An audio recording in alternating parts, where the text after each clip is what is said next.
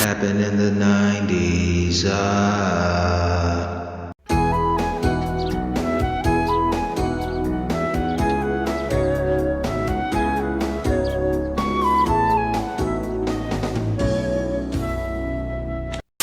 Dunkin' Donuts presents designer eclairs, divine minis in bold new combinations, like this little number.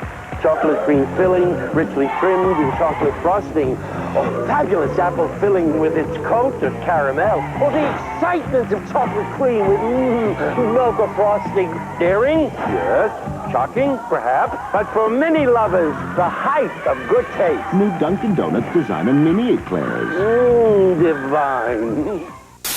So, like, I was on my way to work the other day, and on the side of the road, man, one of the beggars, they're common here. Oh yeah. He had on the same shirt that I have and that you have, the WrestleMania 6 shirt Yeah. that we all more than likely got from Target or Walmart. And I can't wear that shirt anymore. It has become a pajama top at that point. It's just, you had to see the way it didn't have the full letters on there. Macho Man looked like Jim Ross, fucking Ultimate Warrior looked like Zangief, and yesterday's prices, you know what they say about them, man. So it just, yeah. I mean, a lot of those Target shirts, though, I have the same problem, but I'll see it on like somebody who just visually looks like a complete D-bag, and I'm like, oh, they have this. That'll ruin it too. Yeah. So the price just went down. I haven't worn my WrestleMania shirt with that, if you've noticed, just because, I mean, I've seen a lot of people wearing it, and I was like, The exact same one. It's like, oh man, I'm not as special. That's the feeling you get. So I've retired that, and I have a Venom shirt that's also like a PJ or workout top, where it's just like too many like fat guys eating nachos or just wearing this. And it's just like, I guess, I still have trash taste, but you got to retire some of those. So I get it. I've never seen, maybe I've seen a homeless guy wear something. I probably have. I shop at Target quite a bit. So yeah, it's got to be more selective. Find those niche t-shirts. Yeah. Oh, they only sell. I've only seen this one at this location, Target. Yeah, he'll never make his way over here. I don't see nobody wearing this Mario Kart shirt, Steve. So I'm gonna keep rocking it. And is that Target? I think it is. If it's not Target, it's Old Navy. Old Navy also has a lot. Oh. See, that's the thing. We're getting to the age where everybody has 90s tops. So go to your Old Navy, Steve. You might find some. Sure. And I see less people wearing Old Navy shit. Maybe because it falls apart, a month after you start wearing it. But it is what it is. Yeah, they not fly. They're not as fly as Mario Kart. I'd rather wear anything than Old Navy. Even that WrestleMania shirt again. Yeah, I mean, I'm gonna rock it at some point. I mean, it's got the Warrior on it, Steve. It's not your fault that a homeless guy has great taste. You know what I'm saying? I mean, I salute him in his efforts, but still. I saw one time. I don't like to invest a lot in shoes, Steve. I have very stupid taste when it comes to shoes. I like a white tennis shoe because it goes with everything. Maybe even an Air Force One because that's what I grew up with. But I see a lot of people that have better shoes than me. And in LA, I would see a lot of homeless people that were rocking like really nice J's. And I'd be like wearing Target white shoes. So you lose. It's just. It's good to treat yourself every now and then to a fresh pair of J's. They don't have to be J's, but if you got some retros. Yeah, you remember the Jason Kids with the bubbles on the side? Those were pretty dope. Ooh, I don't remember. I remember, dude, Michael Jordan. I think they were Jordans because before I even came to Perrysburg, when I was like 8, my buddy Alex had these like turquoise Nikes. They were the most insanely colored shoes. It was like turquoise and purple, maybe like pretty close to Charlotte Hornets colors. Maybe throw in some orange. Okay, I think are you talking about the Jordans? Did they have flaps? Like they might have. I just remember the color palette. It might have been Jordans. It might have been these. Like, but instead, like, yeah, I think like, so, dude. Because like I have the red and black, but like the ones that I really wanted were the ones you're talking. Those are my favorite Jordans ever, and I had those in 4th grade. Those were like the Jordan.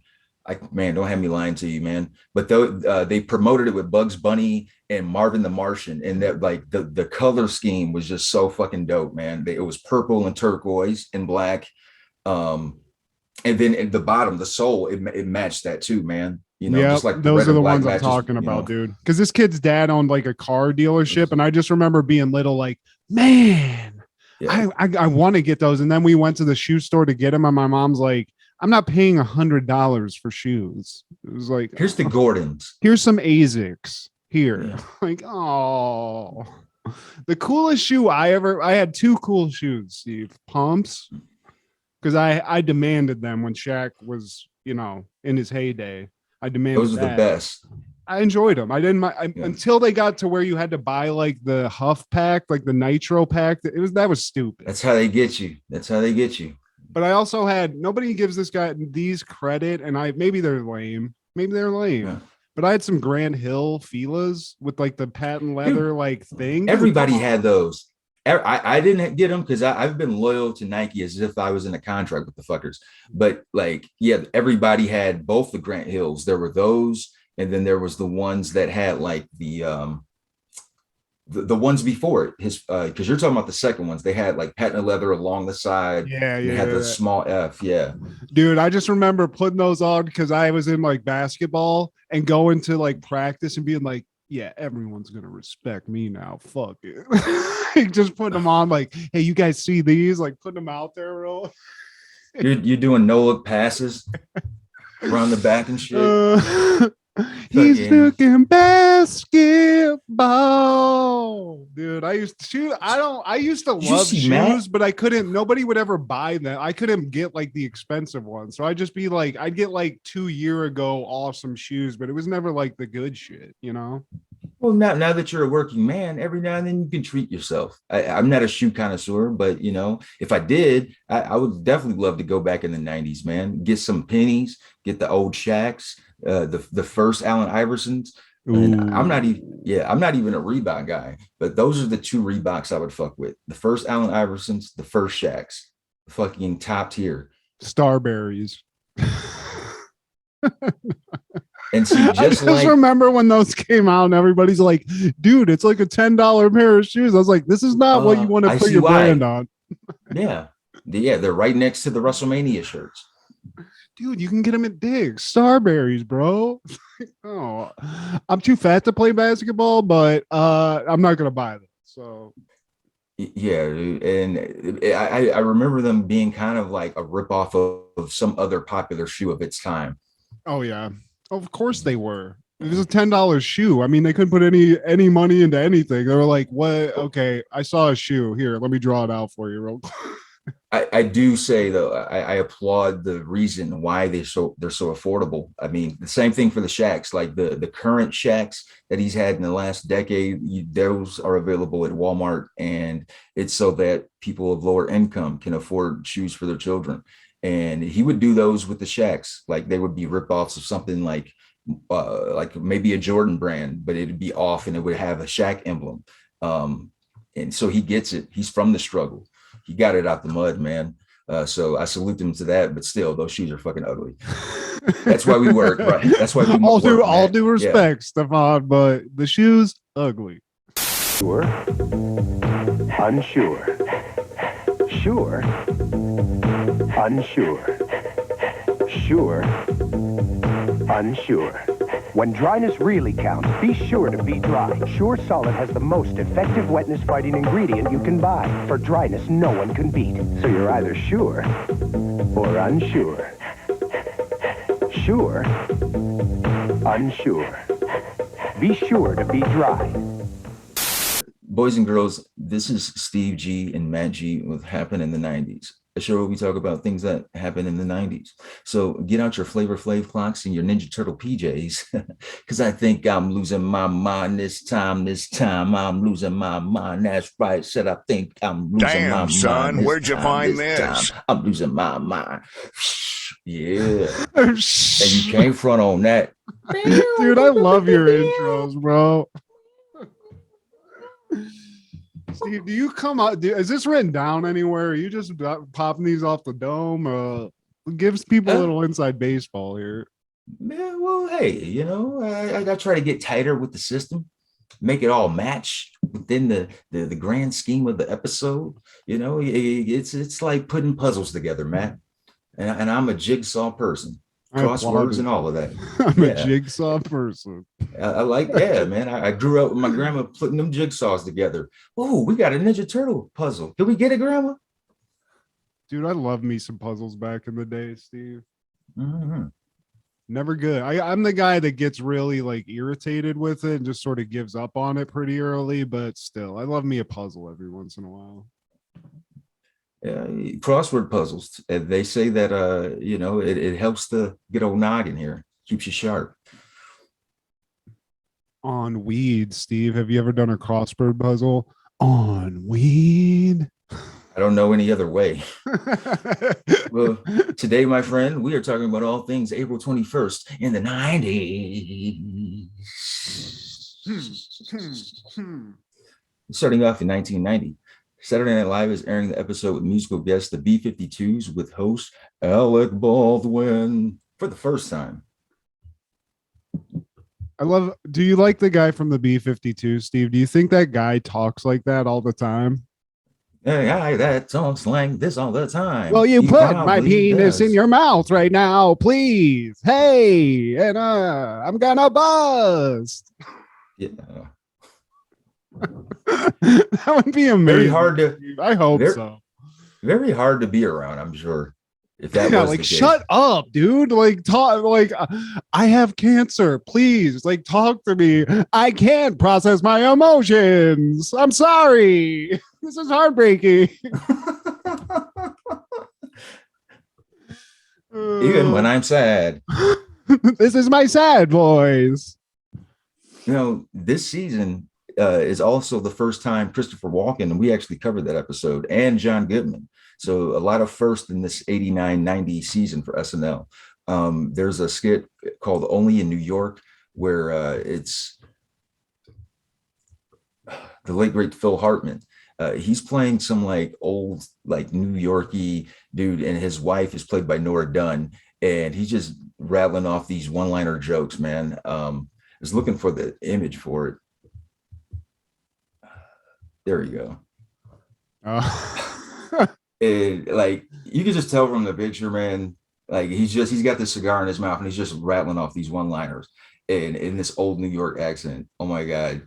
That don't even look like Phil. That's crazy looking. Yeah, you goddamn broads. He looks like he talks like this. Yeah.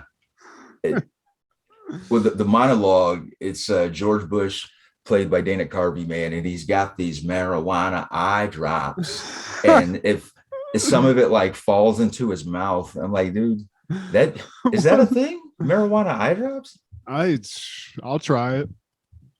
I'm in. But like to me, the funniest skit is John Lovitz. He's pushing this nude talk show, and Alec Baldwin plays like the executive at the network at NBC, and he greenlights it, and just the little clips of his talk show is basically him just asking them everyday questions. So it's just like, what do you think of colors? And they're just like nonchalantly sitting around, just naked, just like they're cool. So the guy with the beard in the picture behind you, that's John Lovitz? That's John Lovitz in character. Oh, wow. Yeah. Oh. Right down the pipe. Oh. He looks like a Greek rapist in this. I don't know why they selected this look for him in this skit. I don't know if it's supposed to parody something. Looks like he plays in like Chicago or some shit. Like he's like Serpico or some shit. Yeah, definitely. Hell yeah. Also, I hate to just piggyback off this, Steve, but I heard a hilarious SNL related story. Molly Shannon from a later cast was talking about her early years in Hollywood and how her agent somehow like put her in a hotel room with Gary Coleman himself. Yeah. And she was green. She was young, trying to get an opportunity. And apparently Gary was just a sexual, just like predator on her, climbing her like a jungle gym. She's throwing him around. I mean, what she described was hilarious, but the most creepy and funniest part was she ran away from him in like this big suite, right? She Yeah. goes into the bathroom. Gary is on the other side of the door going, I see you, and putting his little hands under the door, dude. Like, how funny and how terrifying is that? It's insane. What you talking about, Molly? Yeah. Give me some pussy. Give me some pussy, Molly. He was like jumping on the bed and like into her arms and shit. It's like, what kind of a fucking, what is this? Dude, that is fucking hilarious. Like, I saw that, and I'm just trying to envision this 4'8" dude. Who's probably like the size of a Chucky doll. It's like, what a, I mean, why wasn't that parodied? She Like, was instead of telling it Chucky, to Howard Stern, and Howard Stern was just like, every once in a while when she'd say one of the like parts, he'd be like, you just hear him go, just laughing his ass off. I mean, just the fact that even she was laughing, and it was, to me, I was just sort of like really comical because she's talking about like getting sexually like harassed basically in a really intense way, but it's like a circus story. She's like, he was jumping around on the bed and then I had to throw him like a little fucking like bouncy ball and shit. It's hilarious. by this miniature man. Apparently Gary Coleman, little handsy, Steve. And that's a double entendre because he was little handsy and he was a little hand. Ooh, See? Sean Carter, I know you watching. We ghost right too, and like, oh my god, dude. He would have loved to be on this sketch, Steve, this little nudist sketch, and that would have been hilarious too. Gary Coleman on the nudist guys or whatever they called that. Gary Coleman had a difficult time getting laid, and that's just unfortunate when you're that big of a star and bitches still don't want to fuck you. Well, you got to look at it on the opposite side. You're getting fucked by a little kid. It's just weird. Yeah, you know, like dude, he should have worked out. I don't know, like if that was difficult for because of his health complications, like maybe it would have helped. Get some muscles. Like your height, this is where you're gonna be, kid. Sorry, you got the money, dude. So like even Vern up. Troyer was walking around with some hot tail before he died. Rest in peace. Yeah, all 2 foot of him. Shit. I mean, like at least he was like bulky for his infant size. Now, on that same day, 1990, April 21st, the cartoon All-Stars to the Rescue, a special program warning children about the danger of drugs and featuring characters from several Saturday morning children's shows, is simultaneously simulcast.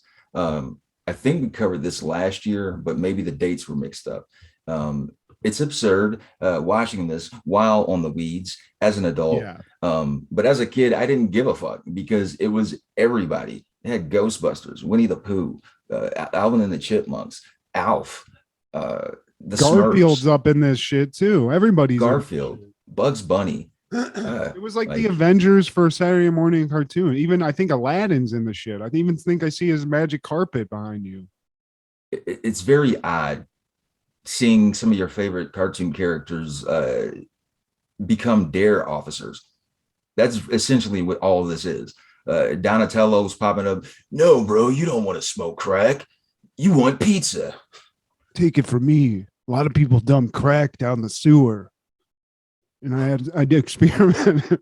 My thing is like, as an adult though, it's kind of funny because like, you know, we like a nice toke of weed every once in a while or every 5 minutes. And when you watch it in that mind state, it's almost like a commercial for how good weed is, because it makes me just want to smoke a little more. I'm like, man, this is just only going to get better at this point. So, but not crack though. They were smoking crack in this episode or this cartoon. It was very odd, man. I mean, like one of the villainous characters was this like Willow, this cloud of smoke, and he had like sunglasses. He's just like, yeah, you want to smoke some of that, don't you? All the cool kids are doing it. Smoke some of that crack, baby. And then here comes Garfield, like, no, you don't. I don't want to smoke any crack, Mr. Crack. You want some lasagna, right, Odie? Yeah, he's just offering. He's like, why have crack when you could have this nice piping hot pan of lasagna? Yeah. Great Garfield, by the way. Now, 1991, greatest extra inning comeback occurred when Pittsburgh, your Pirates, score 6 in the bottom of the 11th, erasing a 5-run Cub lead because fuck the Cubs. The Pirates also trailed 7-2 in the bottom of the 9th. That's good old Bonilla and Bonds, I was man. gonna say that Andy Van Slyke probably had a couple. Yeah. Was it Van Slyke? Van Vance, Syke? I don't know. I believe it was Vance like. But I mean, I keep saying it. I have these distant, foggy memories of the Pittsburgh Pirates when just stacked. Bobby Bonilla, Barry Bonds, that's all you really need. But they had some other Yeah. hitters and they were killing it. But every time that they got even a whiff of the World Series, fucking Johnny Smoltz and the fucking Braves would walk in and just crush their hopes and my childlike hopes. So, Those sons of bitches. but this is when Barry Bonds, dude, Barry Bonds before the roids and it inflated his head and his body. He had this cool fucking like cross earring he used to rock. He was just like a cool looking dude back in the day, and he didn't look like somebody had like, put an air pump in him and pumped him up a little bit. Now he looks weird, very baked Overcooked hot dog. potato-ish. He is. Yeah. But that Bobby Bonilla, man, he's collecting checks until what, 2032 or some crazy shit. I mean, we talked about that too, dude. I mean, that guy, whoever, if it was him, you went to a good business school, and if it wasn't you, I want to know who the business manager was that came up with that, because I would like him to help me with my finances. That's got to be one. Doesn't Allen Iverson have something like that too? Does he? I think maybe he put away a sum of money that he doesn't get until he gets to a certain age. Like he got it, he had many massive paychecks. Maybe he put a bunch aside that he's not touching, and maybe that's what the story was. But I mean, regardless, Bobby Bonilla, the dude will be getting paid $1 million. Isn't it $1 million every year, like until he's dead? Until he's it's for life. I don't know. I thought it I was think maybe there is probably an end date, but I mean, the motherfucker hasn't played baseball since the 90s. Yeah. So you give me $1 million a year, Steve, just to sit on my ass, I will do fine with that. I will do great. Yeah, I think we'll be all right. I've subsisted on $6,000 a year. I think I can make $1 million work. Somebody who probably wasn't watching this comeback with the greatest extra inning comeback of all time was Russell Maryland. He was the first pick in the NFL draft out of the University of Miami. He's a defensive tackle picked by the Dallas Cowboys. Did Jerry make a good call, Steve? Because I don't remember Russell Maryland at all. Russell Maryland, he was a starter on just about all of those Super Bowl teams. And this 91 draft, it's got some hitters. It's got Keenan McCardle, Merton Hanks, Ben Coates, Brian Cox, your boy Yancey Thigpen, Ricky Waters, Ed McCaffrey, one of my favorite wide receivers who probably won't be a Hall of Famer, Herman Moore, wasted a lot of time in Detroit, Eric Turner, Eric Swan, Rocket Ismail was supposed to be drafted in this, but he ended up picking the CFL with the Toronto Argonauts. And he would eventually come back after 2 years and play for the Raiders, who actually drafted him like in the 4th round, despite him saying, I'm going to the CFL. He was that good. The NFL team was just like, fuck it, we'll take our chances. He's going to come back to America sometime. I wonder why he made that call. Like, I wonder what the decision making was. Oh, the contract. He was making more at the time than actual NFL players. I believe it was about 4.18 million a year. And he got that for 2 years. They won the CFL Super Bowl or whatever you call their level of championship. He won one of those years and then came back. He's like, I did what I needed to do. Hell yeah, dude. Fuck yeah. I like to. That's awesome too. He made some extra money right away and then came back and still got to play in the NFL. I mean, Raggy Bishmael, that dude was a beast. He was fast as shit. So yeah, and played for Notre Dame. Now this NFL draft had 18 picks from the Cowboys. This is the building block that kind of set the tone for the 90s. Russell Maryland, Larry Brown, Tony Bowles, Sean Love, who was a Penn State guard, Damon Mays, Leon Lett, Mike Sullivan, Derek Brownlow, Kevin Harris, Tony Hill, Bill Musgrove, Curvin Richards, Eric Williams, Godfrey Miles, Kelvin Pritchett, and Alvin Harper. Yeah, they had that many picks. God damn, that's a lot. Hey, Jimmy Johnson was going to work, man. It has 2 Hall of Famers in this draft. Want to guess who they are? There was a white guy. You said his name, and Musgrove. Is that guy in the? No. No. I don't know, Steve. Enos Williams out of Southern, and a fella by the name of Brett Favre from Southern Mississippi. The guy Favre, yeah. The guy selected right before Brett Favre is Mike Jones. Literally, that's his name. Mike Jones. What? Who? Brett Favre, though. I don't know, Steve. I don't like hearing that name. I don't like me a Brett Favre. I don't like Brett Favre. Yeah, I can't stand me Brett Favre. Fuck that weird like knee brace he's trying to hawk. I'm not buying it, Brett. And I didn't know this. Buster Mathis, he replicated this same picture when he got drafted, but he was wearing an Oklahoma shirt, and there was a guy sitting on the edge of the bed just like that, wearing the same shirt. All like everything was replicated. And Brett Favre, he gave Buster a call because he thought that was just so cute. Get off his jock, Bufter, or whatever the fuck. Well, he might have replicated the picture, but the career, more of a Jamarcus Russell feel to this point. And a little fun fact also, in round 11, the Los Angeles Rams selected Terry Crews, linebacker from Western Michigan. OG, triple OG. Best cities in the game, Steve. Man, that Tupac, man, thug life, man, all eyes on you. Yeah, oh yeah, man. Remember when he traps Cat Williams in the back? Oh, they call you Magic Mike. Magically delicious. You look magically delicious to me. Oh my God. Pimp down. I'm a boy, Damon. Now, 1992, Beastie Boys released their album Check Your Head, and it has Pass the Mic, So What You Want, Gratitude, Professor Booty, and Jimmy James. It's very jazzy, a lot of instrumental that kind of endeared them to the festival crowds in the 90s, the Lollapaloozas and the Woodstocks and whatnot. Like I said, it's a change of pace from their License to Ill days, very melodic. They started becoming more musicians, which I appreciate, man. Hit that blunt, that joint, man, turn on some Check Your Head, and you can jam out. And at the same time, they got tracks where they're spitting. So What You Want, one of my favorite Beastie Boys tracks, man. I came into them later in life, but yeah, dude, this is some of the only white rap that I can listen to.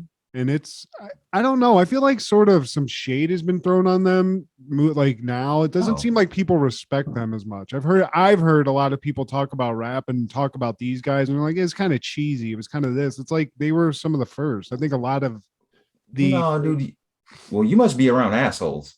It's not people I know. It's just like when you're on YouTube and you hear people talking about music and shit. I heard people saying this on like Drink Champs and shit like that. Like it wasn't Nori, but it was somebody like that. And I was like, man, that's kind of fucked up. But I like me some Beastie Boys. No, Beastie Boys are legends, man. And whoever was on Drink Champs talking shit, man, they don't know what the fuck they're talking about, because Beastie Boys, like, they walked so Marshall could run. And even Marshall, he will tell you himself, like, dude, they're a huge influence. They're a huge influence to a lot of black rappers, man. And the fact that they involved instruments later down the line. Well, they started off as a punk band. Yeah. And they had a really different vibe back when they were, they were like young, punky, fucking like shit talking white kids from Brooklyn and shit. And I even remember when me and Jordan would be hanging out, playing video games and shit in college. They had that To the Five Boroughs album that came out. There was like one of their, I think it was like right before one of them died. MCA, RIP. Yeah. That one was I like that shit. I don't know if everybody, that was like widely accepted as an album that is in the, like a good album, but I remember fucking banging the fuck out of that shit. It is, man. And I had their anthology. I don't know if you remember Sounds of Science. It was a double disc, and it just chock full of good shit. All of their best shit, man. So shout out to the Beastie Boys, man. Ad Rock, Mike D, MCA. Check it out. Now, on that same day, 1992, Robert Alton Harris is put to death in California gas chamber for 3 murders. Yikes. Yeah. He looks like he's guilty, Steve. I don't want to judge a book by his cover, but he looks kind of like me, and I don't like that. No, he doesn't, Matt. Yeah, I do have the same mustache, though. Now, July 5th, 1978, Harris and his younger brother commandeered a car occupied by two 16-year-old boys, and they ordered them to drive to a remote area, then killed them. The brothers then used the car as their getaway car, and when they robbed a bank in San Diego. He was arrested less than an hour after the robbery and charged with murder, auto theft, kidnapping, burglary, and bank robbery. One of the arresting officers, Steve Baker, was the father of one of the murdered boys, but did not realize the victim was his son until later. Harris was convicted and sentenced to death on March 6, 1979. After a series of appeals and stays of execution, he was executed finally, April 21st, 1992. Man, I bet that dad, when he found out that his son was like got murdered by that guy, he was like, I want him dead. I could have gotten him right then and there when I arrested his ass. I could have just shot his dead. That's fucking crazy, though. And that the gas chamber, we actually talked about the movie Fallen last week. And in that movie, they have like a pretty like long execution in the beginning of it in a gas chamber. And I always just thought like of all the, it's such a strange to be, who came up with that? Like whoever designed that pod thing that's behind you, it's just bizarre that there's a legitimate person that's not a criminal that came up with a room that you'd lock people in. I know it's probably, you know, I'm putting a lot of sinister thought behind it, but it's just weird that there's a guy who designed that. And I find that very odd. Well, capital punishment has been around for ages, man. So, you know, you think over time they find so many ways to like, they're like, we gotta make this better, guys. We gotta figure out. And an odd thing I just read, like I think yesterday, I don't know what state it is, but there's a guy who I think it's lethal injection, and he's up to get killed, and he's like, nah, I don't want that. I want to have a firing squad, and they're gonna do it. I can't remember which state it was. I hope it's not Virginia or Georgia. I hope I ain't committing that level of crime, Steve. I mean, I might steal a pack of gum every once in a while just to get the juices flowing, but you know, I'm not like that. If I was a betting man, I'd say Florida or Texas. Oh yeah, but man, a firing squad, that's wild. Like, who do you hire to fire the fucking gun? Who's that guy? It should be volunteers. If like if just like a redneck, somebody, like I'll fucking do that shit.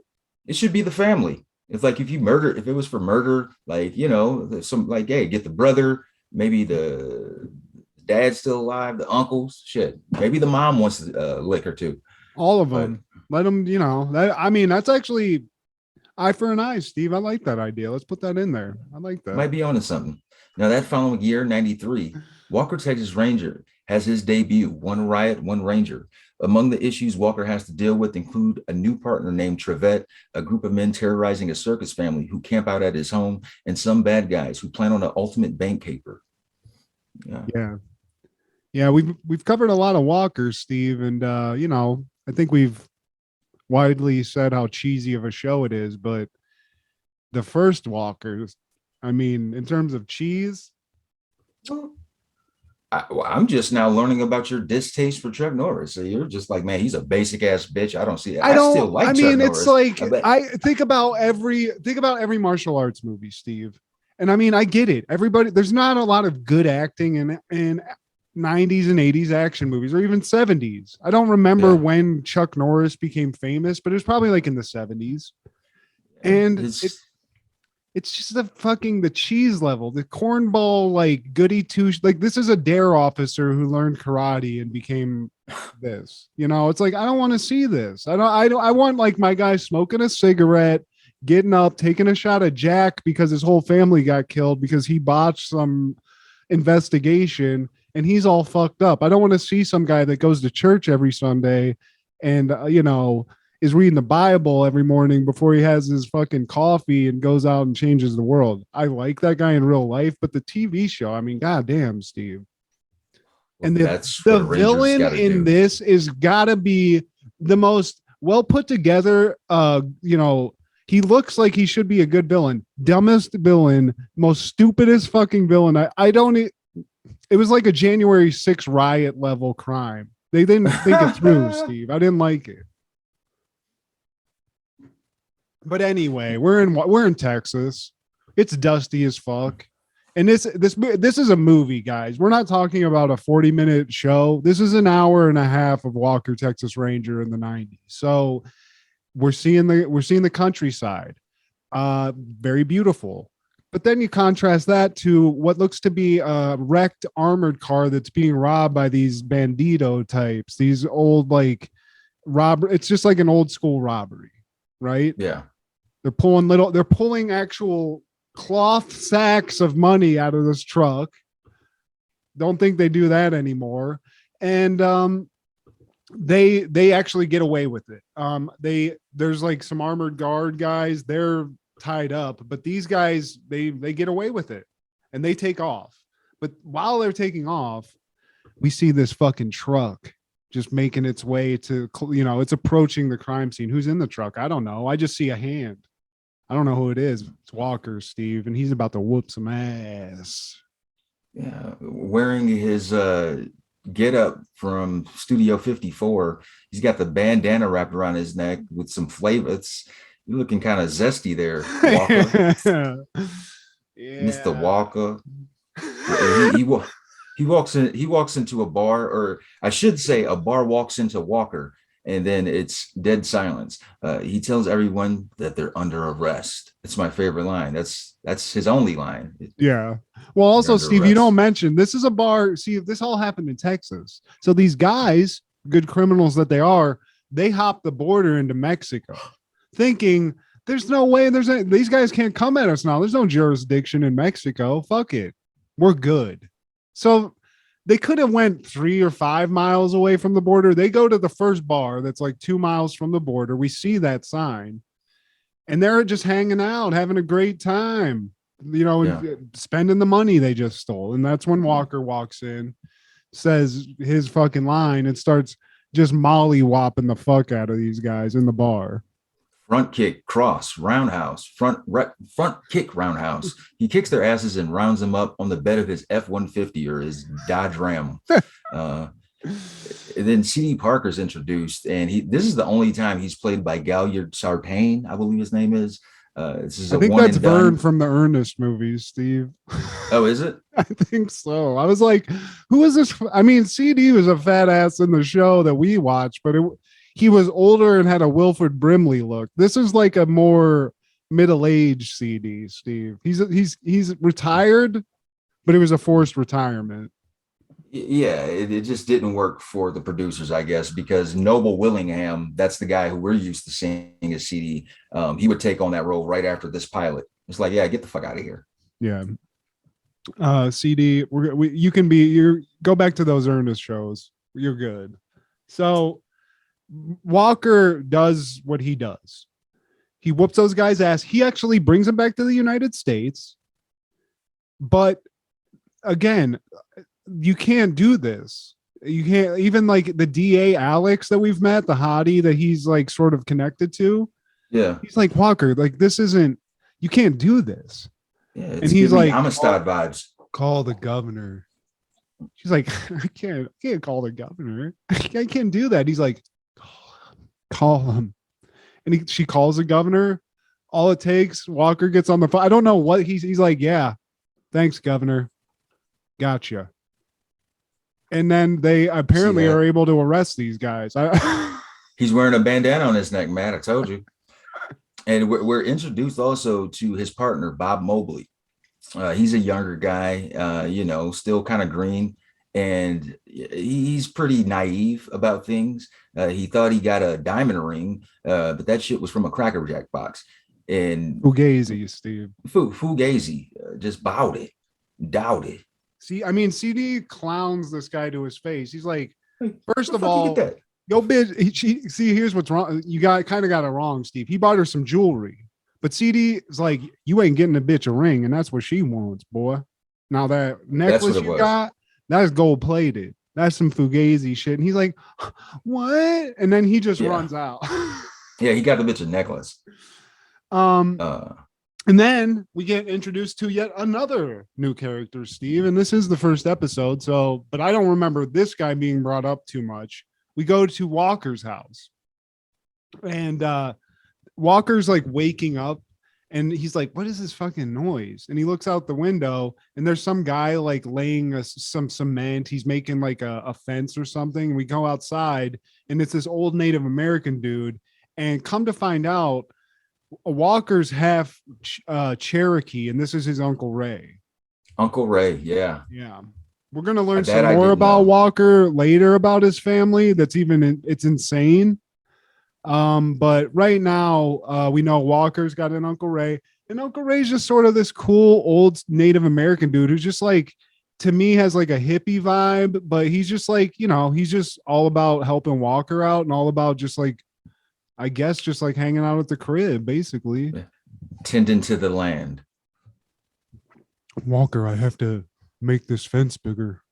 Oh, Uncle Ray, you've been making the fence bigger for years. Yeah. Fuck yourself, Walker.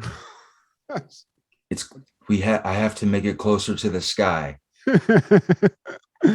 So Walker's half Native American. I didn't know that. My wife was like, I didn't know that either. So, this is the first episode. So we're learning new things.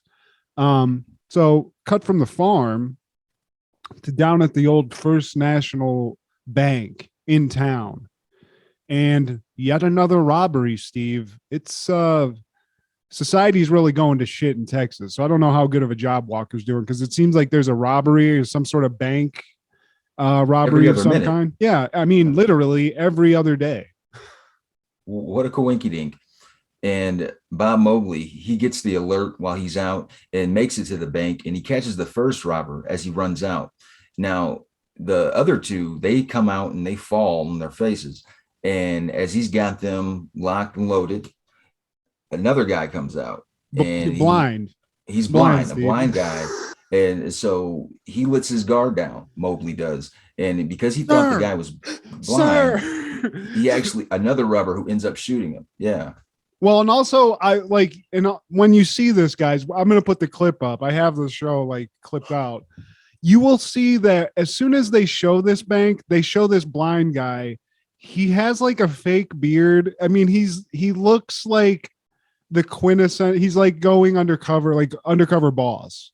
That the guy's not blind, unless it's just bad. I was like, man, that's either bad makeup or that guy's one of the robbers. And he is. He's faking blind. He shoots Mowgli. Mowgli's dead, guys. We met. He's dead, right, Steve? Oh yeah, he's dead. He died. Better than Disco. And Walker, when he gets the news, he's fucked up, obviously, about his partner being killed. And I gotta also say that Mowgli, his headstone arrives in no time. Who makes these fucking headstones? Because I know the turnaround time is usually damn near a month. His shit, the guy must have had a late month though, Steve. He was like, "Oh, you know what? I'm not busy today. Hold on." Yeah, it's only the series premiere. So Walker's down a partner. And these guys got away with some money. They didn't get it all. And clearly it was like a botch. It was like a Reservoir Dog situation. Something went haywire. They took too much time. And then we cut to, Walker's found out about this. We're in like the court area. Walker's talking to Alex. And on top of this insane situation he's in with his dead partner, she's telling him about a little girl who was part of a traveling circus, and Carney's basically, exactly. And this Carney chick was actually raped by a few men in town. And the problem is I don't know exactly. They can't really get these guys. Like the girl's not willing to file charges. Or maybe that's and she's like, we got to do something, because if she leaves town in 3 days, these rapists are just going to get away with this, and we can't have continue raping, probably going to the next town. So she just is like, Walker, and she like unbuttons a button. She's like, can you just let this girl stay at your house, please? She's like seduced, into doing, and rightfully so. Walker is a good guy. And he's like, you know what?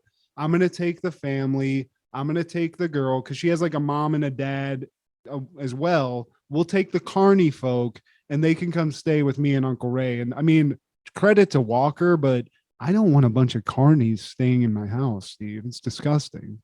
Well, yeah, they leave a stench.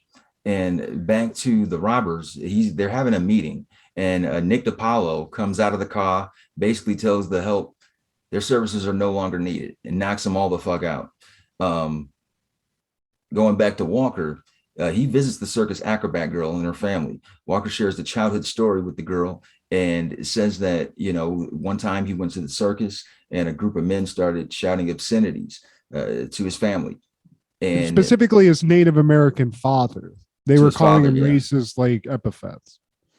And, because I guess, like you said, Chuck Norris or Walker in this show is mixed. And so his father, he went to town on all of them, giving them one-hitter quitters, haymakers, if you will. And motherfucker came from behind and juked him. Stabbed him, Steve. Got him jailhouse style. Just pass it off. And then his mom tried to help out too. What happened to her? Stabbed. She's stabbed. So Walker, I mean, here's the thing, Steve, and I was saying this to Kendra. Walker is Texas Batman. This is the Batman origin story, Steve. His parents were killed going out of an entertainment show. Maybe it wasn't an opera, it was a circus. So I guess that's the Texas equivalent of an opera.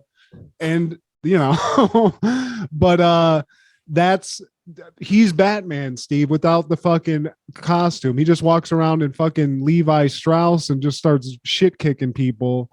And the girl's clearly fucked up. And another thing, like the dad's just juggling, it's just it's like, do you have to be this Carney-ish in my house? Yeah. Like, just take a seat, bruh. They're actually not her parents though. They're just some Carneys. They're just there. They're Carneys. That's the life. Yeah. Her parents are like, who knows? Yeah. So, that's all going down, but Walker's just trying to like get this girl to because even the Carney guy's like, she hasn't even cried yet.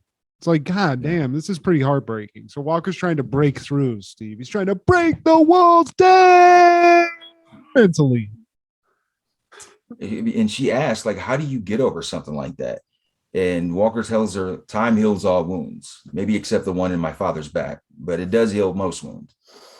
Yeah. And, also we didn't mention that the guys who raped this chick are like constantly like tailing her, like watching, I guess, to see if she leaves town, but they know where she's at. Yeah. Yeah. They don't want to get caught. And the other thing I want to point out, just to rewind a little bit, the caper guys, right? When they have their meeting to go over the caper that went bad and like the dead cop, the guy who I call Mr. Big, because I didn't figure out what his name was till near the end, I thought it was Brian Bosworth for the longest. The guy looks like Brian Bosworth, and they set him up to be like a karate adversary to Walker, because what he does is like karate. He walkers his men. He just beats the shit out of them with karate. So yeah, I think his name's Orson, but that's the guy who's trying to like, apparently the mastermind of all bank robberies in whatever Texas town this is. I keep forgetting what town it is. Is it Austin? Is it Dallas? I'm not sure. I believe it's like Fort Worth area, if I'm not mistaken. Wherever it's at. So we got a guy who's like Walker's Joker. He's a white guy who does karate, but instead of using it for good, he's trying to use it for evil. And Walker's just got a lot on his plate. I'd be like, he's like a MacGyver almost. If you remember like that episode where he's trying to help out like all of Venice, California. It's like, dude, just focus on one of these problems. Okay. For real. You're overexerting yourself. I see Brian Bosworth mixed with Nick DiPaolo. Yeah, I see the Nick DiPaolo. It's like Nick DiPaolo if he did steroids, or Brian Bosworth if he had normal hair and a normal neck. It's like one of the two. It's just like they smashed both of them together. But anyway, it's a very comical bad guy because he uses a lot of like interrogation tactics. And really, Yeah. essentially, for most of the show, he's just holding really intense job interviews. And we before we get to the interviews, though, CD tells Walker about his new partner, Jimmy Trivette. He was a wide receiver at Penn State, and he ended up getting injured. Basically, his football career was over and done with. And he's originally from Baltimore, and it was CD that actually got him into law enforcement. Walker's not ready to start over. He's not trying to hear about that shit. He don't give a fuck. He's still grieving over Mobley. Meanwhile, Nick DiPaolo's holding auditions for his latest heist project. And let's just say the first contestant didn't fare too well. He's asking him questions, and based on the guy's response, he's calling him bluff. He's like, you're full of shit. You didn't work for the government. You didn't get the fuck out of here. You lied on your resume, you son of a bitch. Get out of here. Yeah. Take him outside and show him what we do to liars, people who lie on their resume. And this is a very intense, like McDonald's interview. He's putting like hot lights on you. So he's a silhouette the most of this episode. Just like, so you're good at explosives. Tell me about that. What are your hours of availability? Yeah, you are available on weekends, correct? We need full availability. And also, Steve, so when we do meet Trivette, and you pointed this out to me before we even like watched this, the first time we even see this fucking guy, he's in a Speedo, slow-mo Baywatch style, and like sort of his antithesis to Walker is like, Walker's an old school guy. He doesn't take shit. He whoops the shit out of people. He does, he asks minimal questions, this and that. Trivette's a new breed. He uses these things called computers and DNA evidence. He's all into searches and doing like looking into facts. It's too esoteric for me. Yeah. Data. So but he's also like weirdly like he's very cocky for a nerdy. He's got like that cocky. He's like, okay. Yeah. All right, Walker. All right. He's got a very Urkel speech pattern to himself. But at the same time, he's cut. I mean, he was a wide receiver for Penn State, dude. They don't recruit bums. So, yeah, man. So he's still got that intact, man. And he's getting his laps around in the pool wearing these thirsty-ass Speedos. And that's how we're introduced to Jimmy Trivette in all of his glory, just about. Might as well say. I mean, we saw it, Steve. Trevette's packing, he's out there. Hey, Trivette. Jeez. We just met. Now, Walker gets the drop on Cobalt, and Cobalt is apparently the bomb. He was the lying. He lied on his resume guy. So that he was that guy. So Walker's like, all right. I think he talks to another ranger or something, and he hears something about C4. Like C4 was used in that bank robbery. They used C4 in some way. So he's like, who can get C4? I'm going to go down to a gun store. So he goes down to a gun store and just like, there's one guy, and he's just like, hey, guy behind the counter, what do you know about C4? And the guy's like, I don't know anything about that, Mr. Walker. I don't know. What are you talking about? I'm just selling rifles. Yeah. I don't know. What would I know about that? And then Walker's like, and the guy's like, here's all I know. He spills the beans, and he spills the beans on that Cobalt guy who's like he can get a bazooka. Apparently he wasn't lying that much on his resume because he is the go-to guy for like that, the fireworks you can't buy, the deep web shit. He can get the fucking C4 off the fucking Silk Road? Silk Road, dude. He's that guy. Now they get a hold of Cobalt, and apparently he is scared shitless of Trivette. We don't know exactly what he did before, but they do have a history. He's crazy, dude. He doesn't speak when Walker's questioning him. Trivette comes in. He's like, no, anybody but him.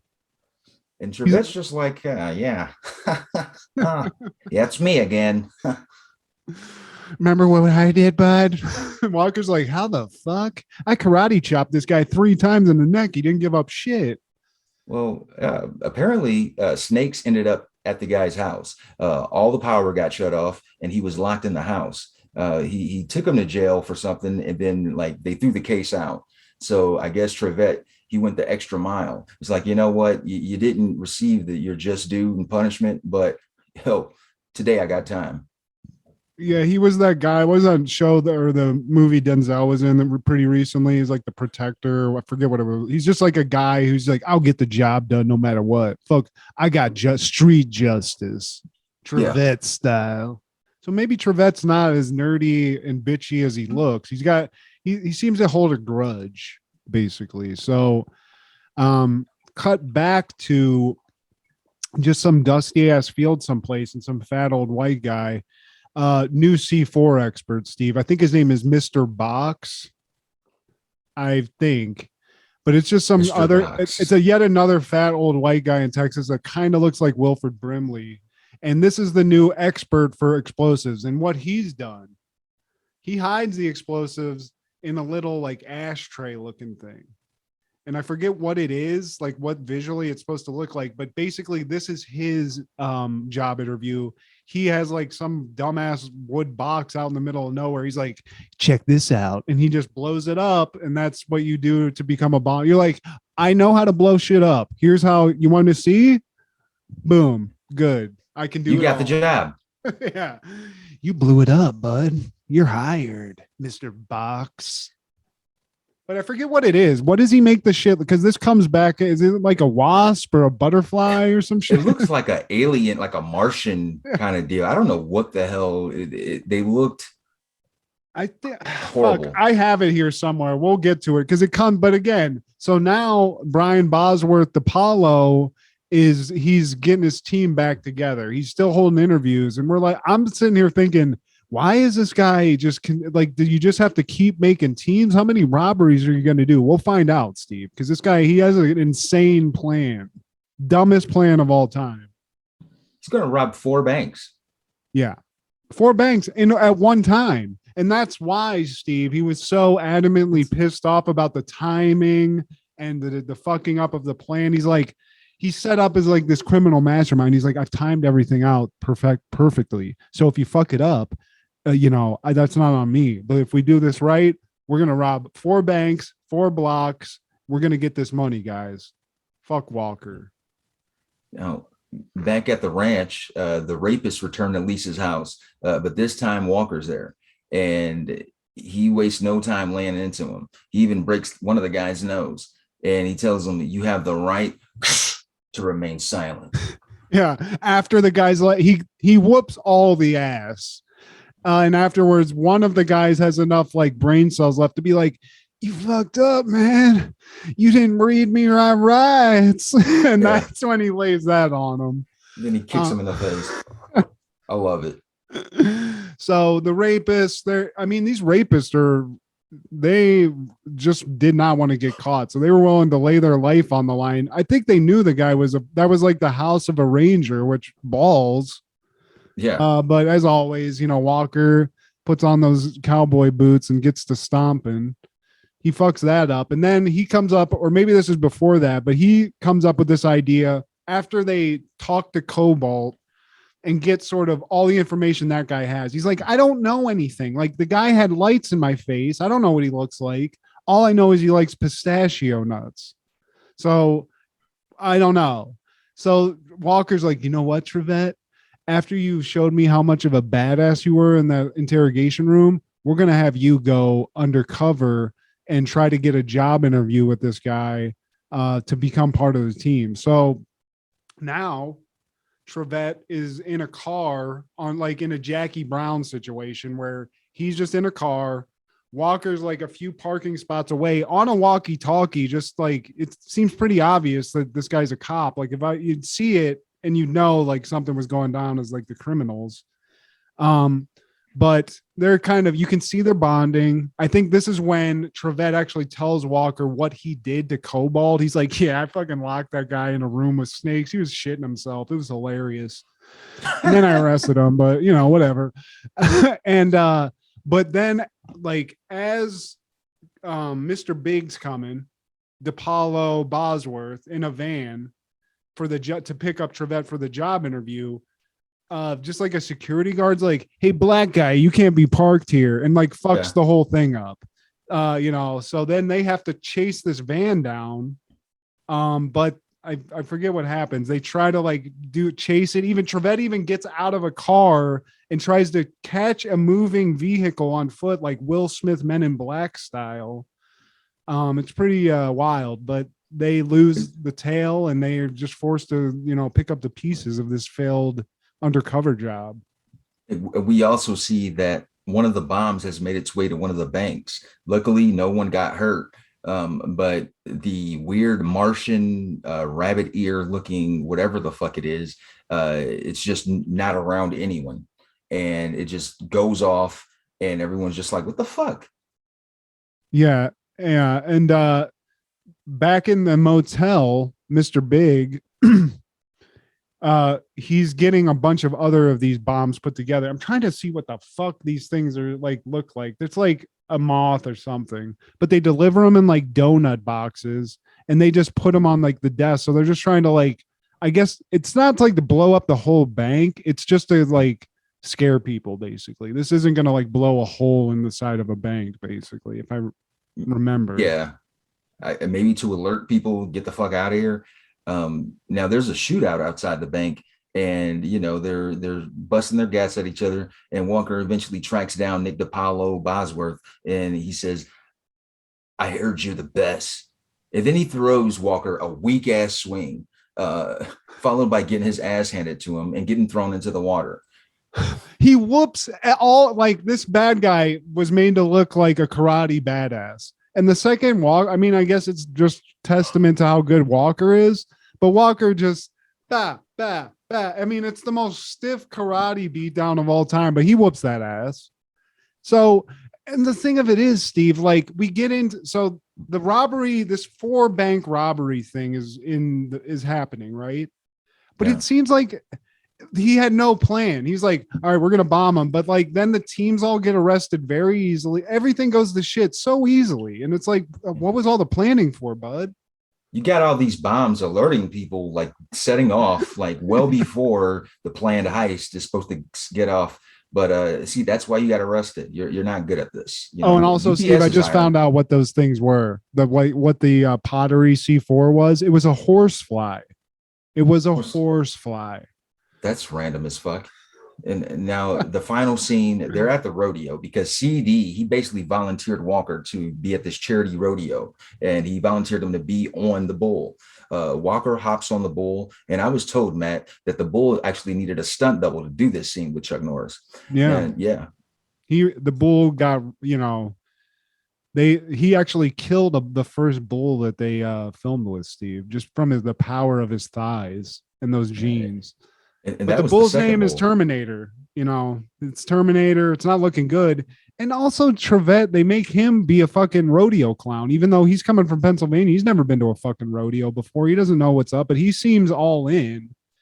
And I gotta say, dude, if this was 8 Seconds, Jason Priestley, that rodeo movie from the 90s, Walker just fucking stomped a mud hole in that record too. He rode this bull for what I think was like 12 seconds. He overachieved. So, well, CD, he figured, hey, Trivette, you played for the Nittany Lions with Sandusky on the team, so you're used to clown shit. You're used to getting rammed, huh? Yeah. Now, that following year... Thanks for just really putting that pencil... Hey. You son of a bitch. Yeah, it's a scar that won't go away. 1994, on April 21st, Herman's Head airs their final episode, their series finale. I remember watching this. That was paired up with In Living Color and The Simpsons. And it lasted for about, I want to say 3 or 4 seasons. We've talked about Herman's Head. It's been mentioned, but I don't remember this show. It seems like, this seems like something they'd make now. It's about like mental health and shit. Well, it's got Yeardley Smith. She has a live action role. She's the voice of Lisa Simpson from beginning until now, all the way till now. And Hank Azaria is in it as well. He plays Herman's co-worker at the office. I love Hank. I like to see Hank Azaria in movies, like just when he's playing, because he's like a really funny comedic actor. I forget what He movie it is. was, but he played like it was some with Ben Stiller, I think, where he fucked Ben Stiller's wife. He was like some like surfer bro or some shit. It was very. He's always very funny when he plays like those background characters. Uh, and on that same day, Sinbad show ends on Fox as well. It was only on for 24 episodes. 24 and seasons. and All one, those yeah, windbreakers, Steve. I wonder how many they had to just toss out when the show was over with. You know, this was Ray J's debut as an actor. Ray J. God Yeah, damn, Ray J. Sinbad. He adopts two children, a boy and a girl, and the boy was played by Ray J. I don't remember the Sinbad show either, honestly. Oh, I mean, 24 episodes. I mean, it's hard to come across. Yeah. 1995, The Basketball Diaries premieres in theaters. A teenager finds his dreams of becoming a basketball star threatened after he free falls into the harrowing world of drug addiction, starring Leonardo DiCaprio, Jim Carroll, Mark Wahlberg, and Lorraine Bracco from Sopranos fame. I vaguely remember this. I remember something on a rooftop, but yeah, this was like one of those like drug message movies, like Requiem for a Dream type movies. But I know this was a pretty popular like movie though, probably because of Leo and Mark Wahlberg in it. Yeah, this is his coming of age years when he's starting to break out and become a star. This is actually 2 years before Titanic, or in a year before Romeo and Juliet. On that same day, what's that? I was just gonna say, I just love me some Leo DiCaprio. He's made a lot of good movies in our lifetime, and I applaud the man. And he's a coxman too, so good job, bud. What is it? The Get Pussy Crew. Him and his buddy Tobey Maguire. Isn't that crazy, dude? Spider-Man and fucking Leo of Titanic just going out there crushing. I support it. Seabiscuit. You know, Toby was on Sea. He's like, the horse ain't the only thing with the big cock, ladies. Hey, like a baby arm down here. On that same day in 95, Kiss of Death premiered in theaters. A reformed convict goes undercover with the help of an angry detective to ensnare a psychotic mobster, starring David Caruso, Samuel L. Jackson, Nicolas Cage, and Helen Hunt. This sounds like a banger. I don't remember this. It totally does. And Nicolas Cage, if you see the still images, he's yoked. So he's the guy that's the former convict. And Samuel Jackson, this is 90 Samuel Jackson when he's got the Reginald Bell Johnson hairline. Hell yeah. 187 style. I think it's available on Stars. Like if you look hard enough, you can find it online. But I want to see this after doing research on it. It looks like a fucking banger. And Philip Baker Hall is in this movie from Boogie Nights. He's one of the old weirdo dudes. And fun fact about Philip Baker Hall, his birthday was a week before mine, September 10th, and he was born in Toledo, Ohio. Of all what? places. Which one of the old guys is it? Is it you're talking like the Colonel and the other guy? It wasn't the Colonel. It was the other guy. Lollipops in my ass and butter in my mouth or whatever. Yep.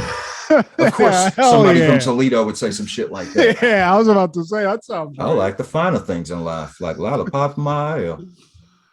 We'll have to check that out, Steve. Put a fucking bookmark in that one. Yeah. Kiss of Death. Yeah, man, that's a must see. On that same day, Swimming with Sharks premiered in theaters. A young, naive Hollywood studio assistant finally turns the tables on his incredibly abusive producer boss, starring Kevin Spacey and Frank Whaley, Michelle Forbes, and Benicio del Toro. Kevin Spacey. I'm assuming he was the boss. Yeah, he was the executive guy, and this looks like it's good. I mean, this is Kevin Spacey. I know he's canceled, but like great performer, and this is in the 90s when he's fucking hitting his stride. You can't erase those movies. I mean, Usual Suspects, 7, all that. I'm sorry, the guy's a scumbag, but I mean, guys, I could throw a rock in Hollywood and he's a scumbag. So I believe it's available on Tubi, if I'm not mistaken. So, I mean, 95, man, y'all came out with some good ones. And then there was While You Were Sleeping on that same fucking day. Hopeless Romantic Chicago Transit Authority token collector is mistaken for a fiance of a coma patient, starring Sandra Bullock and Bill Pullman. We all know, Steve, you probably were just loving this. How many times you watch this? Look at this fucking Hallmark postcard ass. While You Were Sleeping, this aired on television. It's the only way a television in my household will be staying on a Sandra Bullock movie. While I was sleeping, this movie was on TV to put us to sleep. I'm sure my mom, I probably saw this because my mom watched it. It looks like something my mom would watch. And Bill Pullman, you are no Bill Paxton. Okay. I'm sorry. These two were competing in my mind, and Bill Paxton is just, he's the one. He should have been in that movie, but I'm sorry. I'm throwing shade on the guy. I'm throwing shade on this goddamn movie. Like, look at this, look at her shit-eating grin. Look at him. It's my bland ass movie. Like Problem Child's grandfather was in this movie as well. And Ray Romano's dad was in it. Still. Damn, I mean, how could you and Sandra Bullock, the all-star cast, Steve? Where's Dennis Miller at? It's the net too, Steve. While You Were Sleeping, we premiered in 1995. It's like Rip Van Winkle with her. Yeah. A week after Jordan returned to basketball, baby. That's hey, babe. That borderline Sammy Davis Jr. right there. But somebody who probably didn't watch While You Were Sleeping or Swimming with Sharks or Kiss of Death, probably Timothy McVeigh, because that motherfucker was getting arrested. And rightfully so, Steve. Rightfully so. And for being ugly. They obtained a warrant to search the house of McVeigh's father, and they ended up tapping the house. They got fake addresses from McVeigh that he'd been using, and they began the search on the Nichols brothers, Terry and James. And on April 21st, 95, Terry Nichols, he learned that he was being hunted, and he turned himself in. Investigators discovered incriminating evidence at his home: ammonium nitrate, blasting caps, the electric drill used to drill out the locks at the quarry, and books on bomb making, a copy of Hunter, which is a novel by William Luther Pierce, the founder and chairman of the National Alliance and White Nationalist Group. And yeah, man, they found his McVeigh's getaway car. And after a 9-hour interrogation, Terry Nichols was formally held in federal custody until his trial. I mean, this was like what I remember as one of the first terrorist things that we saw growing up. I mean, America. They tried to bomb the World Trade Center when we were super little, and they did, but it was like in the basement. You didn't really see it. But this, I remember coming home and like, you know, it was like, we're kind of used to this, unfortunately, now, like seeing news footage about terrorist shit and all that. But this is one of the first. This shit was nuts. Yeah. And the fucker's no longer with us. Yeah, he died in jail, right? He died in jail. He got executed. And it was a couple months before 9/11. Timothy McVeigh, he was executed, I believe, June or July of that year. Fuck him. But yeah, fuck him indeed. And in 1996, Parenthood, our first time talking about Parenthood, they're airing the episode We Don't Need Another Hero. Robert and Jerry forbid Zaria from being in a music video. I had another crush on her. She was close to my age, and I always thought she had like cute eyes. She was kind of cockeyed, but she had a cuteness to her. Like it was kind of like one eye was like, I don't know. You've seen the episode. She was cute. I didn't notice a cock eye, but I mean, obviously I was a kid when this came out. So Zaria, or whatever her real name is, I'm sure she's beautiful now, maybe without a cock eye. I never watched Parenthood, Steve. I tried, and I knew about it. I knew Robert Townsend had a show. I knew Faison Love was on the show. Okay, big worm. Those two things immediately, I don't need any other sales pitch. I'm good with that. But I never watched it. And I gotta say, hilarious. It's a good show. It's a good 90s like family sitcom. I enjoyed it. I always thought the mom was hot. The son, Michael, I remember him from Boomerang. He was one of the kids, and he was in McDonald's commercials.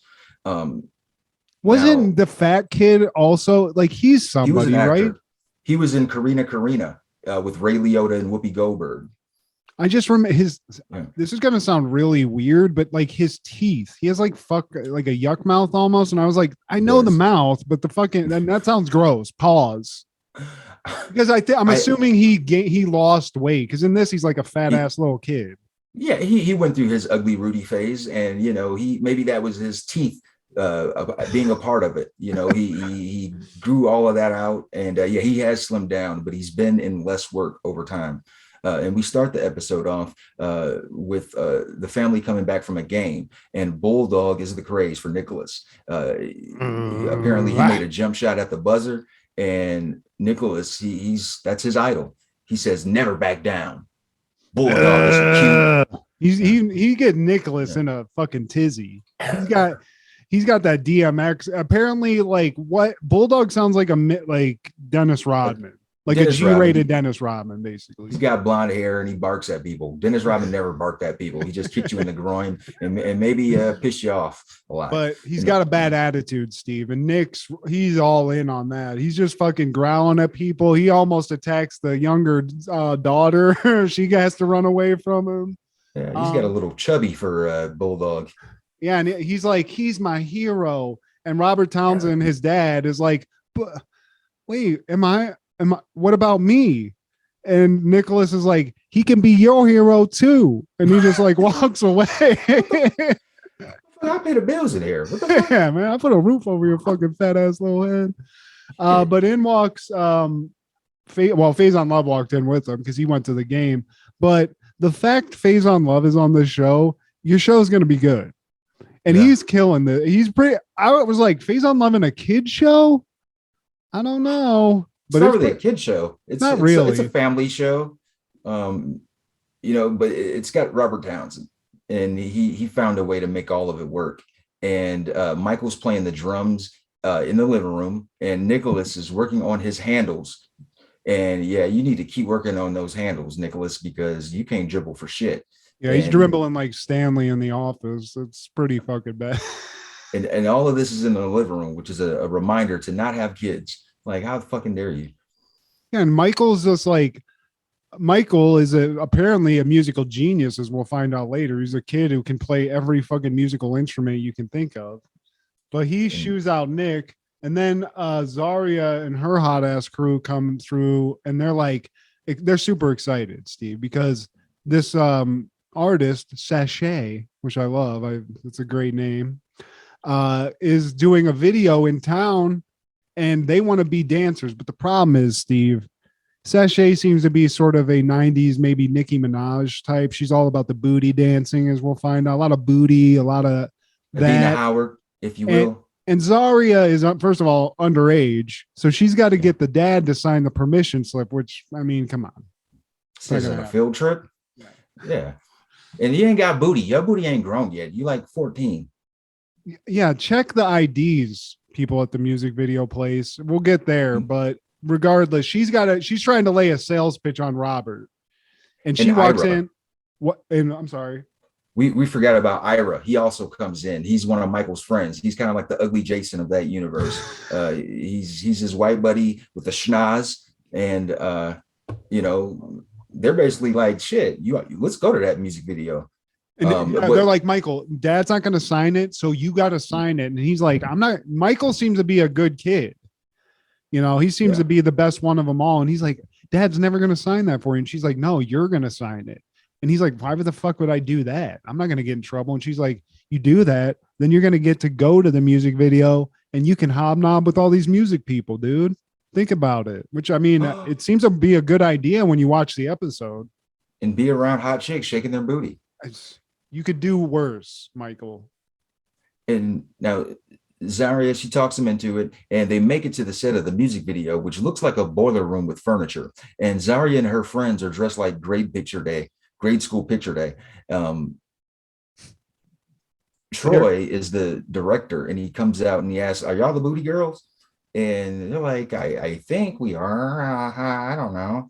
He's like, that's the only role we got, ladies. Booty. Yeah. And here's the outfit. Here's some bubblegum dental floss for you to wear in the video. Hold on, I gotta go. You guys 18? I gotta go. He doesn't even check an ID. Come on, bud. And the song is nothing but booty. The director's just like, man, we don't care how you get here or who it is. As long as they got booty, they're in the video. Booty, booty, booty. He says booty like 35 times. He's like, you got booty? Okay. Here's the booty cam. Get the booties out. Booty, booty. And then they're still like hesitant. So like Sashay waltzes in. Sashay. Shantae. And she comes over. She's like, let me talk to them. Let me talk to these young ladies. And she's just like, she's an idiot, Steve. Sashay's out there, you know. I don't think she's writing her songs. Let's put it like that. Even as she's dumb fine, as they though. are. Yeah, she is hot. She's got like boomerang, like pussy. She's got like sort of like that vibe, you know. And yeah, she chews her out like, hey, get it together. You want to be in the video or not, kid? Michael ends up having a one-on-one with the director, Troy, and he's like, hey, man, your song Freak Farm, man, that was the shit. Just basically give him his flowers. Yeah. And Troy's just like, you know what? I'm more than a director. I also write, man. You know, all them hays and hoes. Yeah, that was me. Yeah. Oh, dude. I didn't know that this whole time. You the best, man. You a genius, man. Smart though. He kisses this guy's ass. And this is what you got. Apparently you got to do. You get in on a set. He's just trying to get a demo tape out, Steve. He's like fucking Mark Wahlberg and John C. Reilly and Boogie Nights. He's like, what's on this tape? What's on this? This magic? You got to hear this.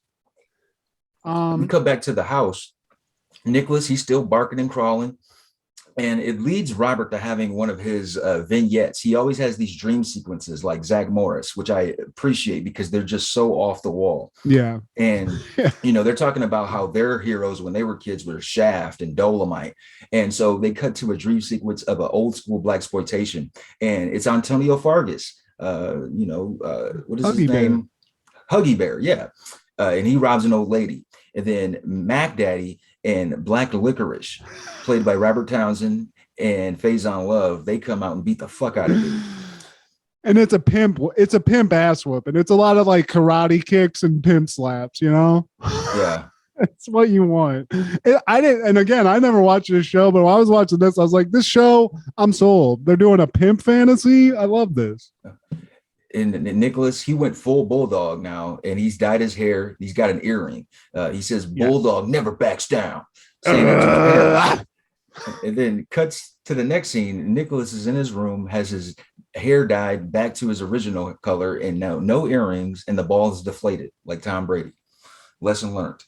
Yeah, I mean, and yeah, he made some bad decisions. And I cut racing stripes in my hair to look cool because some of my idols did that. And you just, you're a kid.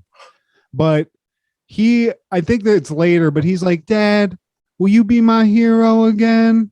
And it's very cute. It's very family, it's nice. It's sweet. Alfie, can you teach me how to dance? Yeah, it's very that. But back on the Sashay set, we're getting into it.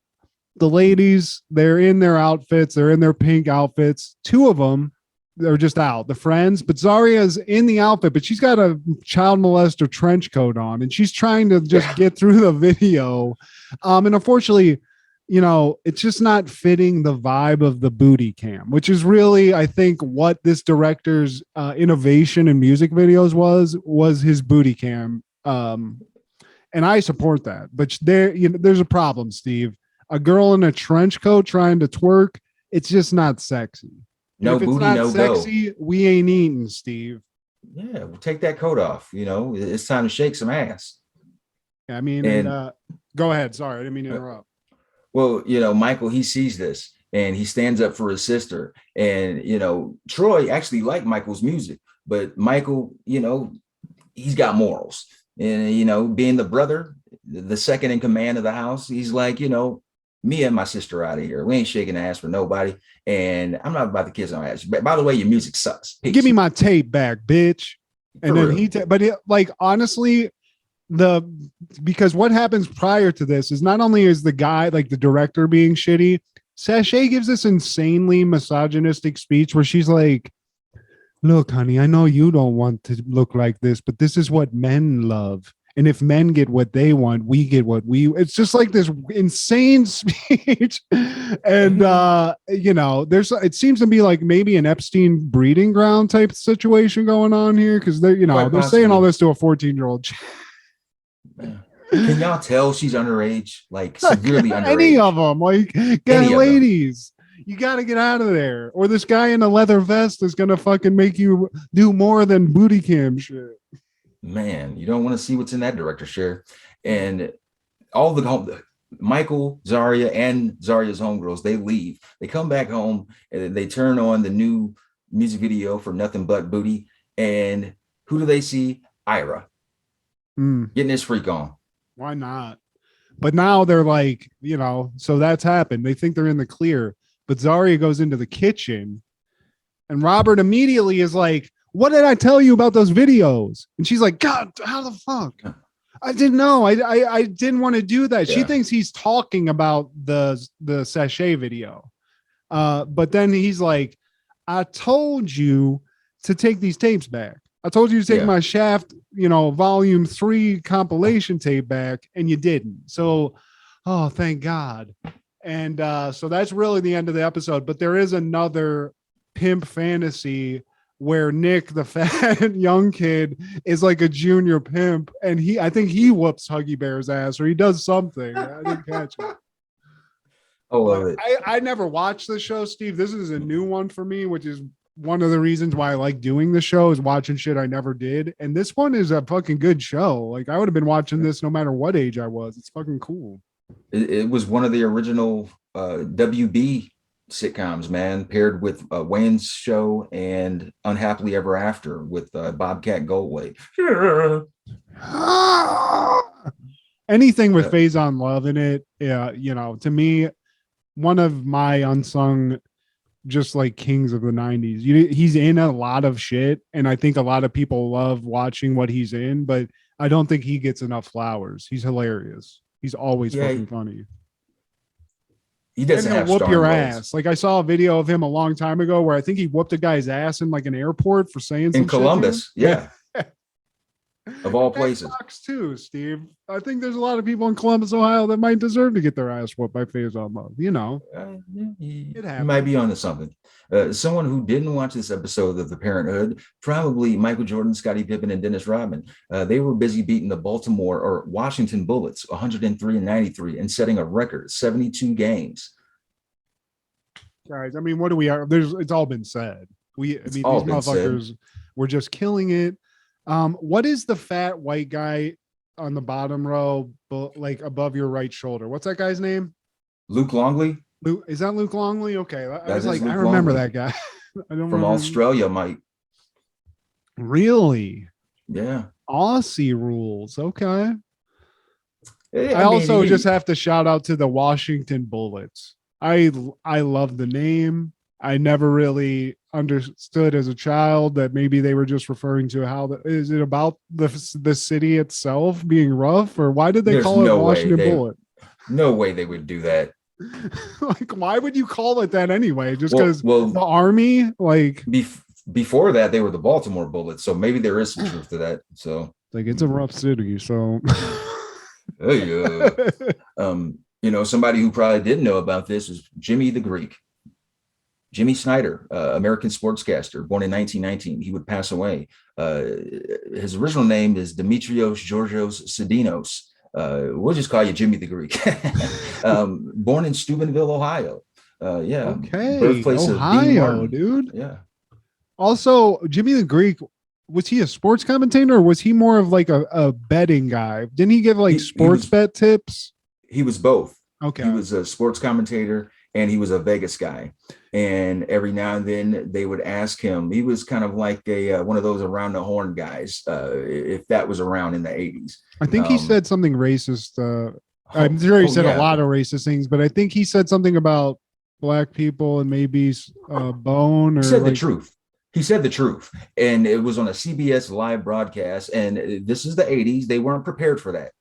This was around MLK Day. Yeah. And so they asked him, I can't remember what the question was, but his response was the black is a better athlete to begin with because he's been bred to be that way because of his high thighs and big thighs that goes up into his back. And they can jump higher and run faster because of their bigger thighs. And he's bred to be the better athlete because this goes back to all the way back to the Civil War. When during the slave trading, the slave owner would breed his big black to his big black woman so that he could have a big black kid. See?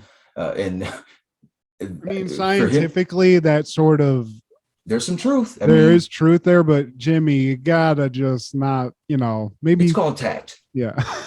This is CBS, the all-seeing eye. I mean, it's just wild back, like there was him, who was that other guy that kind of got canceled, like because he said nappy-headed hose. Remember that guy? Yeah. Well, he was Howard Stern's I can't remember his bitter name. enemy. Yeah, he's died. There was just a lot of that. Like a lot of these old white dudes that were just used to being racist, like behind the scenes, that sometimes they would just slip out, And while Jimmy may have said some shit that was in science terms maybe correct, don't say it on TV, Jim. Come on, bud. They're looking for the cookie cutter answer. Well, they do have little leagues and AAA tournaments and stuff, and the competition's getting stiffer. I don't know. There's some like Nazi scientist vibes to that. Like anybody who's like the black athlete is the superior athlete because it's like, okay, but this is some weird fucking shit here. We know where this is going. He was actually parodied a couple times. He was parodied in The Simpsons. There's an episode called Lisa the Greek, and he was parodied by John Candy and Phil Hartman in SCTV and Saturday Night Live, respectively. Now, 1998. Public Enemy releases the album He Got Game soundtrack. It won up a lot of acclaim. I don't know if it got awards, but it got like 4 stars on All Music. And obviously the title track, He Got Game, it's the soundtrack to the movie. That's the one I remember. He got game. He got game. I feel like that's kind of, I don't remember the soundtrack as much as the movie. The movie's good.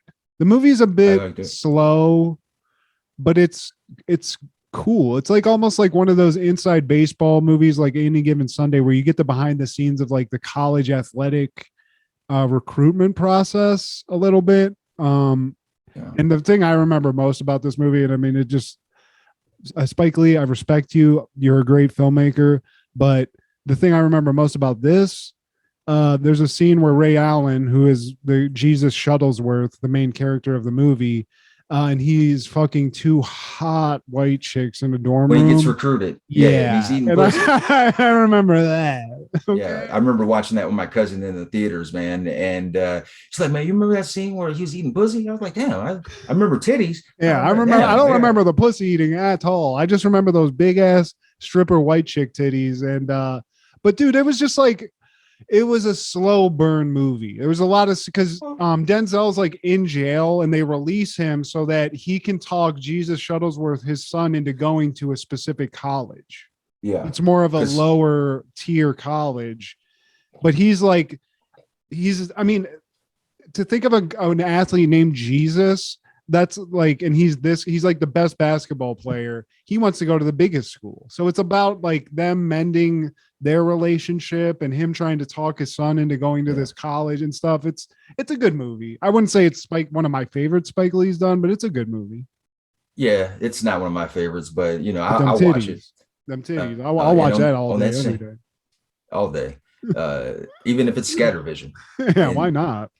On that same day, 98, Maya releases her debut album. And I just wanted to mention that because it's Maya. And she's just a national treasure. Oh, she's not talked about enough as just like hotties from hip hop hotties. Maya's up there. And also, is she still around? Is she still doing stuff? She still does stuff, and she's very single. She actually had a reality show. It was her, Lil Kim, Chili. I think they were all on a boat. I think it was like Lil Kim's boat party or some shit. But VH1, they freestyle themselves. Let's throw these 90s hotties in a boat. I would have loved to have been the captain on the Captain Stu being on that boat, Steve. And on that same day in 98, Soulfly releases their debut album. I never listened to Soulfly, but I do remember these shirts being worn by Perrysburg teenagers when we were in high school. It's a little too heavy of metal for me. I got boundaries, Matt. I got borders and parameters. I just can't. Yeah, No. I'm good on that. There's always exceptions to the rules, Steve. There is some heavy metal that I can get into. I never listened to Soulfly. I'm sure Jordan had a Soulfly CD that we put on once in a while. I'm sure he had that shirt. Oh, he definitely, if not that, like a poster or koozie or some white trash shit. But yeah, Soulfly. Then I don't like fucking like.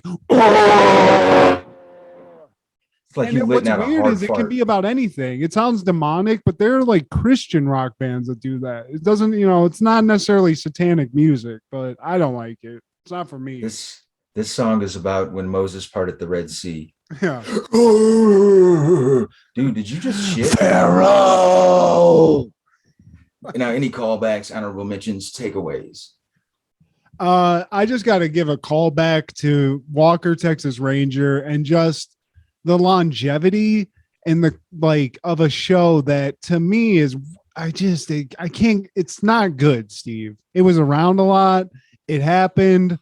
I don't get Chuck Norris's notoriety or fame because to me, he just looks like a guy who coaches a soccer team for his son in the suburbs that may take a kung fu class or two. I don't get it. Okay. I don't. And that's all I'm going to say, Steve. I don't want to besmirch the Chuck Norris, but Too late. I don't get it. I just learned something new about you, man. You really do not care for the one and only Chuck Norris, and that's okay. It's okay. Steve. I mean, Bruce Lee clowned his ass. He ripped his fucking chest hair out. Okay. He ripped it out. Fuck with Chuck Norris. I don't fuck with Sandra Bullock. Yeah. Okay. Well, we know our boundaries, Steve.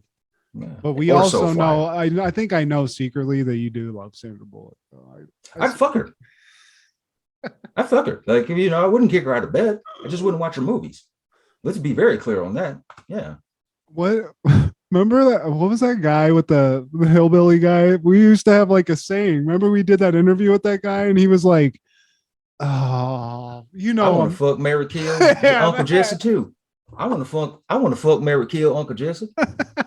Yeah, that's now my only callback is in 1995 when all of those movies premiered in theaters. The Boston Celtics have their final regular season game at the Boston Garden against the New York Knicks, 98-92. They would eventually have their final game on May 5th of that year in the playoffs.